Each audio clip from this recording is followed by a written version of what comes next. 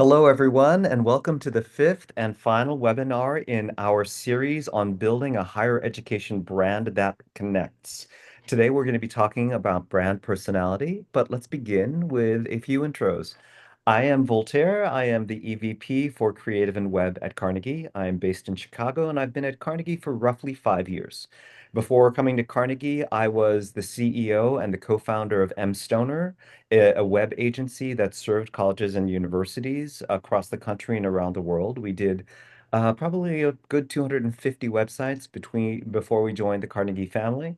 In my spare time, I like to cook, I like to do CrossFit, and I have two miniature poodles who rule my world. I am the charming and compassionate aficionado, and my archetypes are pink, purple, and red. Let me turn it over to Caitlin. Thanks, Volt. Hi, everyone. I'm Caitlin Parker. I am an art director of design here at Carnegie. I've been here about 3.5 years. I'm based in Richmond, Virginia.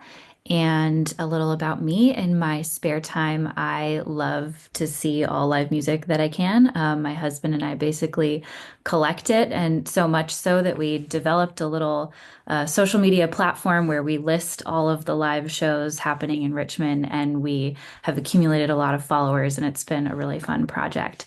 My archetypes are orange, green, and yellow. I am the innovative and conceptual searcher. I'll pass it over to Allie. Hi, I'm Allie Brown. I'm an art director of content. I've been with Carnegie for about 3.5 years, and my archetypes are green, orange, and purple. I'm the nurturing and curious seeker, and I'm based out of Raleigh, North Carolina. I live with my two little girls who are also very creative and artistic.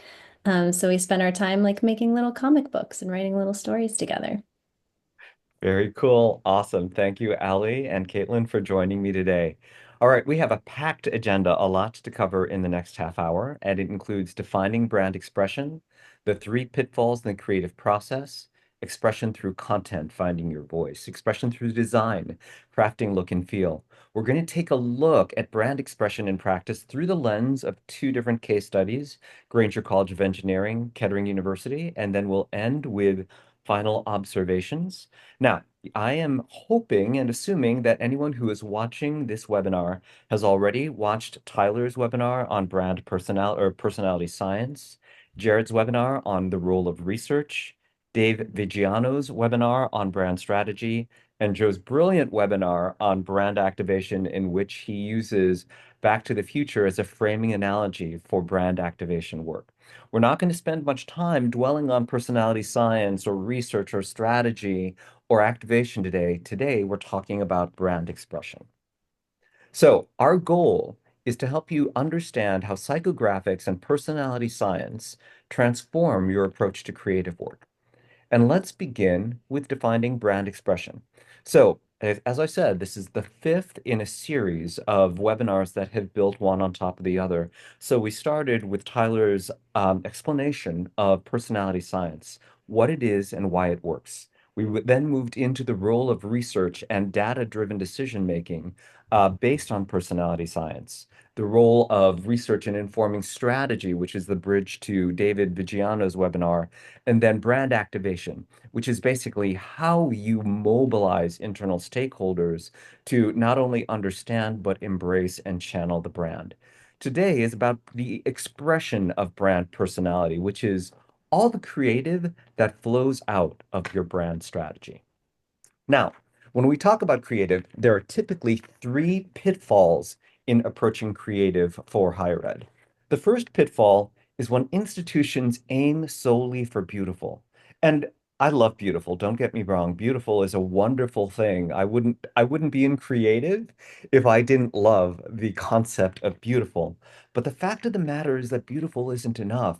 Your creative can be beautiful and beige at the same time. It can be incredibly evocative, but represent nothing.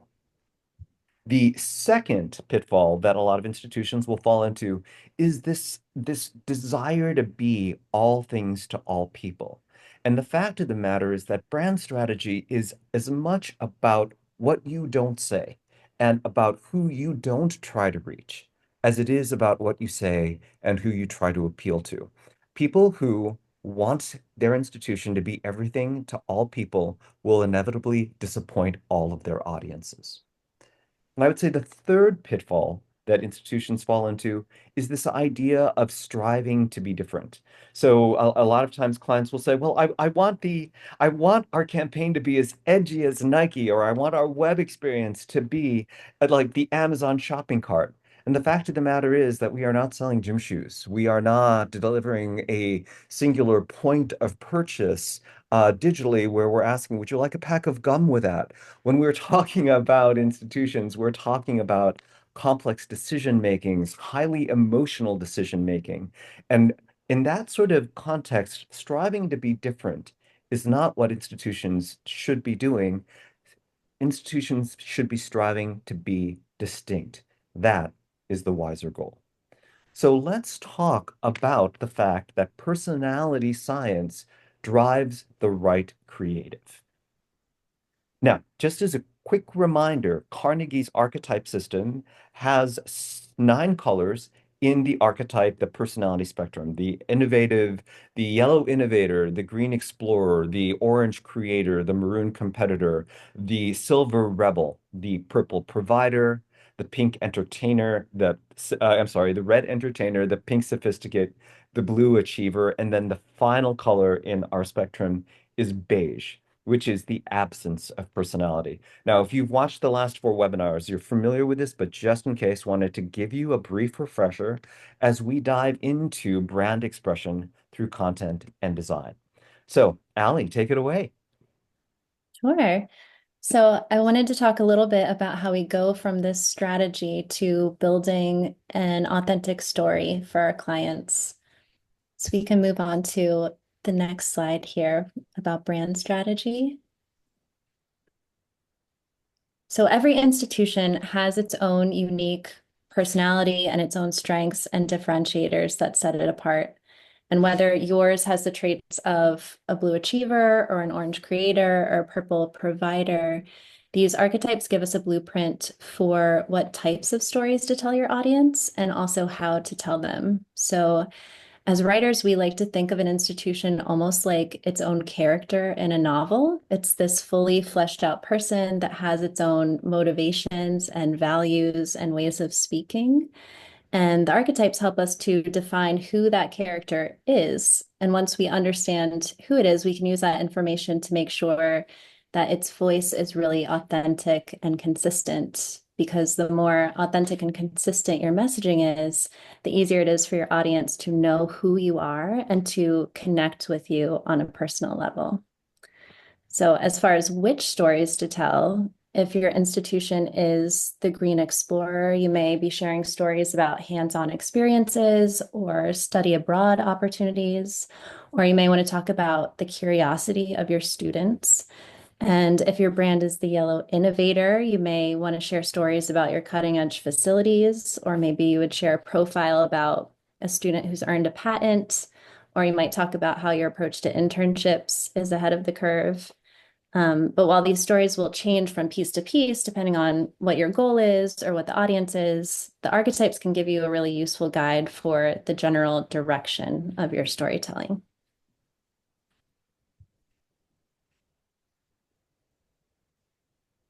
So the archetypes don't just help us figure out what to talk about, but how to talk about it. So I'm going to use Volt as an example because I know his archetypes. He has traits of the purple provider and the pink sophisticate. So if he were an institution, his tone would be very empathetic and refined. A purple pink institution might have like longer, softer sentences. It might have a more poetic cadence in its stories to really convey that like purple warmth and pink sophistication. So in that way, the archetypes can inform every part of a brand's voice. So it's not just about the stories we choose, and it's not just about the word choice, but it can even be like the style and the rhythm and the structure of your sentences. So if you think about a brand like State Farm and its tagline, like a good neighbor, State Farm is there. It's almost difficult not to sing that tagline. And if you're just looking at the copy itself, that's a very purple provider message, right? Like we're your neighbors. We care about you. We're your support system. But even if you didn't know what any of the words meant, that like sing-songy cadence and all of those soft tones and how long it is for a tagline, it just feels very welcoming. It feels purple. And if you contrast that with like a Nike, just do it. That is a maroon competitor brand. And the message itself is maroon. It's about like getting into the work. But that single syllable, like just do it, bum, bum, bum, cadence really lends itself to maroon because it's reminiscent of hammering something in or driving something forward really steadily. So these brands are memorable and effective because what they're saying and how they're saying it are in alignment. You hear it and you know who they are. And that's the power of a personality-driven approach. So understanding your archetypes can really lead to creating a distinct and recognizable voice that your audience can connect with. And we wanted to show you some client examples of these archetypes in action. So in each of these, we've taken a stat and then used the archetypes to give that stat context for the audience. So this first one is from Samford University, and their stat is we're the #1 university in Alabama, according to Wall Street Journal that year. And that stat would be so easy to kind of put as the center point of this spread. And instead, it's actually pretty small. It's over on the right-hand side, and they're using the heart of this spread to talk about what it means to be at the #1 university. So some of the copy here says, your education at Samford gives you the depth and breadth of knowledge to navigate a changing world. You can delight in great literature, discuss the philosophy and theology that has shaped our culture, and connect yourself to a legacy of Christian faith. So this is a lot of like blue achiever language. The call out box below says prepared to lead, but there's also a lot of idealistic pink, like delighting in literature and philosophy and theology. And that gives us a much better idea of who they are than the stat would alone. And we're going to contrast that with Curry College. Curry College is ranked the safest college town in America by SafeWise. And the copy says, you'll feel the warmth and support of our community as soon as you step onto campus. This is a story about Jules, who works in the cafeteria and knows all of the students by name. And it says, whether she's greeting you by name, cheering you on at a sporting event, or sharing her popular fried dough recipe, Jules's genuine kindness makes every student feel seen and valued. So this is a deeply purple institution, and it's going to appeal to a different kind of student than Samford would. And then our last example here is from Fort Hays State University, which has elements of the maroon competitor and the silver rebel. And this is how they talk about affordable tuition. It says, can you get a world-class education at a hometown price? Short answer, yes. Long answer, absolutely yes. And then later on it says, we know 5 grand isn't exactly pocket change, which is why our price is just the beginning of the value we offer. So that like conversational, direct, almost brash tone is really distinct in higher ed, and it's authentic to who they are and grabs your attention.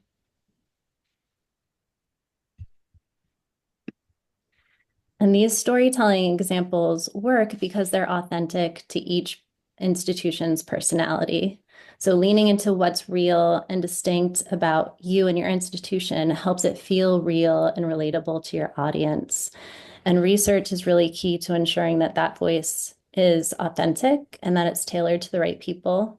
And helps us understand not only you as an institution, but it helps us understand what your audience believes and what they value so that you can align what's true about you with what's true about them. And that makes your messaging even more relevant and ultimately more effective.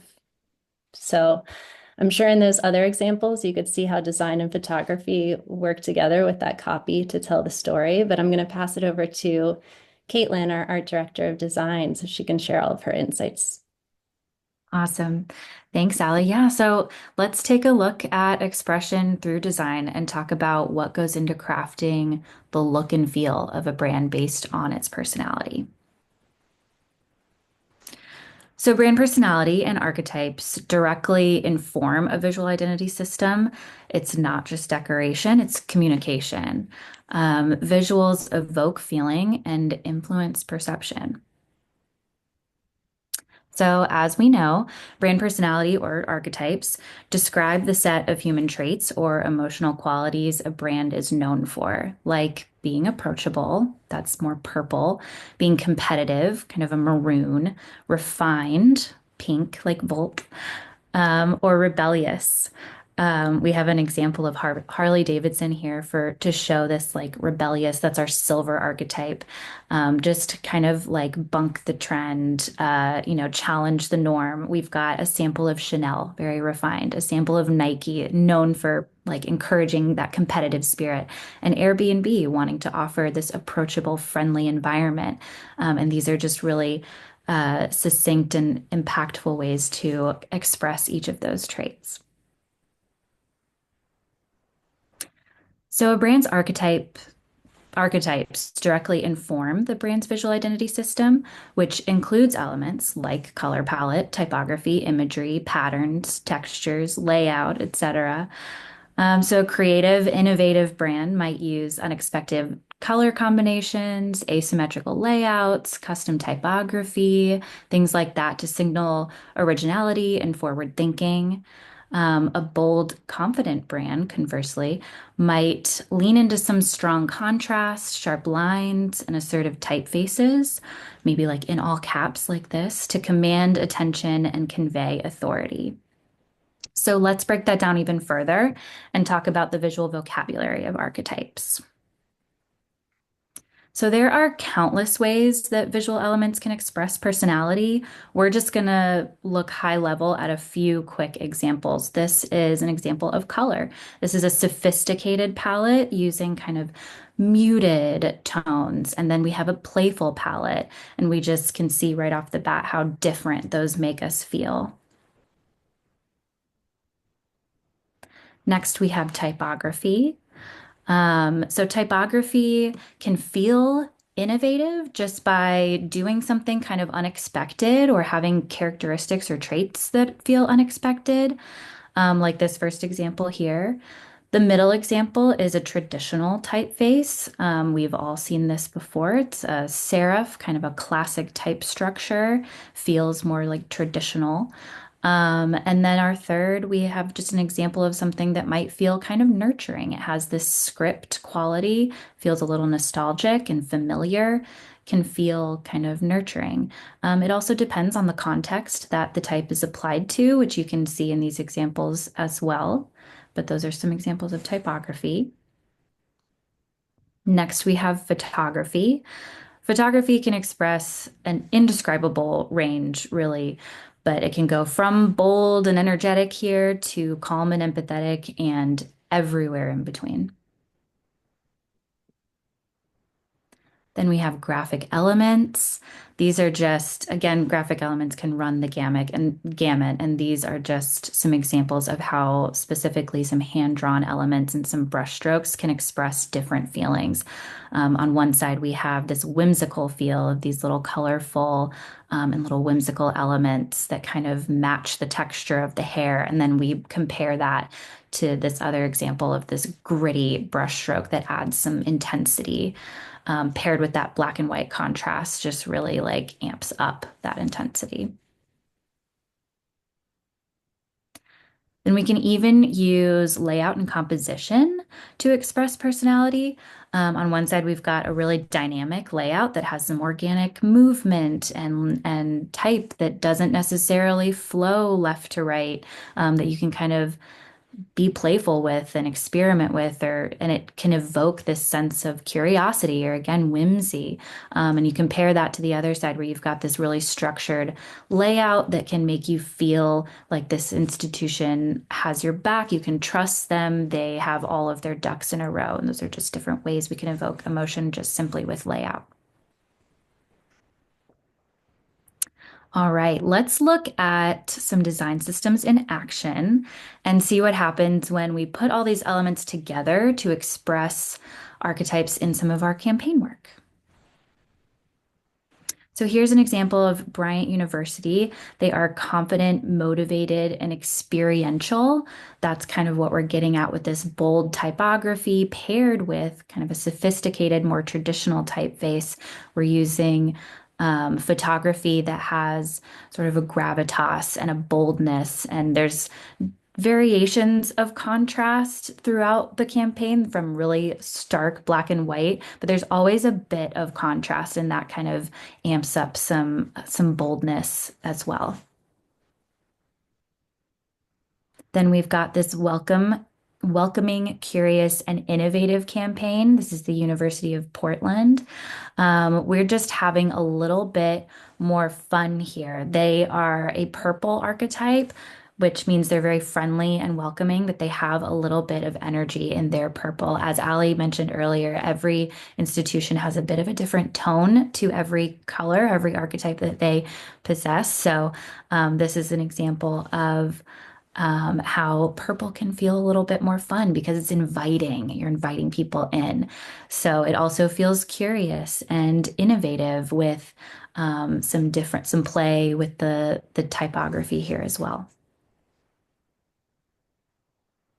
Contrast that again with this other institution that feels friendly, resilient, and proud. Obviously, that comes through in the messaging, but it also comes through in these elements, like the typeface that stands really tall and proud, quite literally, in a simple way, feels proud. And then we've also got a bit of grittiness and texture that helps tell that story of resilience, but it's friendly in the photography. All right, Caitlin and Ali, thank you for talking about brand expression through content and design. What we'd like to do is show you a couple of examples, a couple of case studies of that expression in action. We're going to be looking at two different institutions, Granger College of Engineering and Kettering University. So let's start with Granger College of Engineering. And Ali, what I would love for you to do first is comment on the sort of brand personality we're working with and the challenges that we were trying to come up with solutions with for Granger. Sure. So Granger is very innovative, focused on innovation and leadership, but they wanted to increase brand awareness and talk about all of the global impact of the work that they're doing at the institution and the work of their students. So we collaborated with them to create the We Solve Problems First campaign. And that has a dual meaning for them. It means we solve problems first. That's what we prioritize. That's what we show up to do every day is solve problems. But we also solve problems before anyone else. And we're leaders in our field because of that. Very cool. Talk to me a little about the punchiness of the language. So we're looking at this. We have a reputation for figuring things out before anyone else, but that's not what motivates us. From beginning to end, all day, every day, for more than a century, we've worked to do one thing only, solve problems. Tell me a little bit about the tone and cadence and what we were trying to convey there. Sure. So even the language is getting down to work, right? There's like no poetic extra verbiage in there. It's a get down to business. Here's what we do. Here's why we're great at it. And that's really part of their day-to-day personality too. That's authentic to them. I love that. Caitlin, talk to me about the visual design portion of this. How did this all come together? What were we trying to convey? Yeah, so Granger's design system is built to illustrate that storytelling around innovation for the sake of solving problems. And like Ali said, they aren't about they aren't about bragging about themselves. They aren't about bells and whistles. They are about getting to the point and solving the problem for the sake of solving the problem. So we really wanted to mimic that in the design and just use a simple structure of photography, a simple typography pairing. So the photography itself is centers problems being solved and kind of the intensity and focus that goes into solving those problems. And then it showcases students in the work as well as students in outcomes of the work.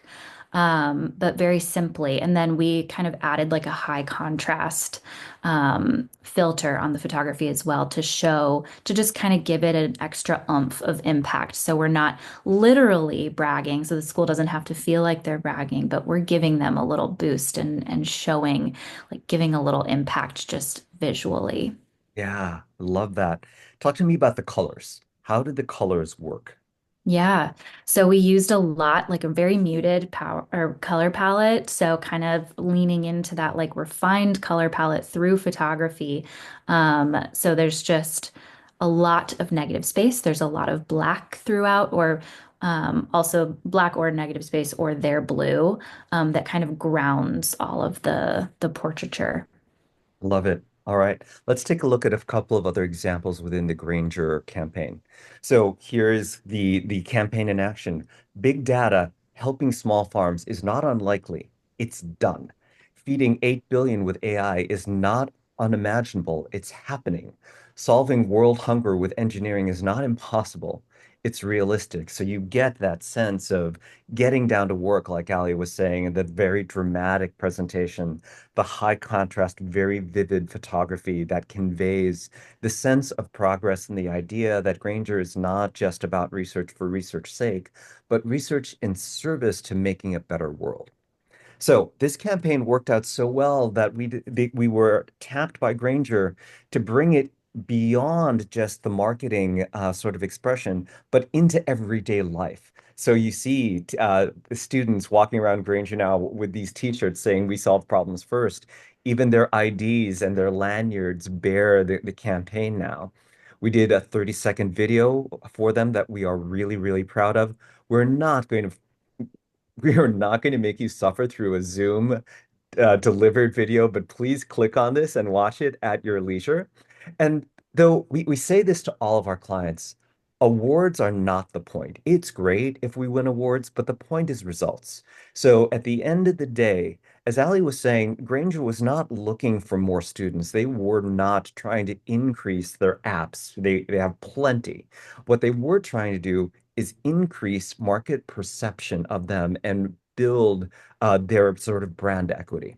And as a result of the campaign work that we did together, they climbed 2 points in the rankings for undergrad. They are now the fifth, up from number seventh. And for graduate programs, they climbed 2 points as well, now number nine, up from number 11. So that's Granger College of Engineering. For something completely different, let's take a look at Kettering University. Ali, I'm going to turn it over to you again. Tell us about the brand personality, the challenges we were trying to solve, what we were trying to do with this campaign. So Kettering is really unique in that its students are sprinting these 9-week sprints from classroom to co-op over and over again. It's a very intense and rigorous academic schedule, but their students leave very successful. But it takes a very specific kind of driven student to excel in that environment. And instead of trying to be all things to all people, they wanted to lean into the authenticity of that and say, like, this is not a institution that's for everyone. It's for you. If you are the kind of student who grew up going to Vex Camp or wants to be in the garage at 1 a.m. taking something apart and rebuilding it and making it better. So we built this campaign with them that spoke very specifically to that kind of student. Very cool. Caitlin, let's talk a little bit about the graphic elements and the visual design vocabulary. What can you tell us about Kettering's campaign?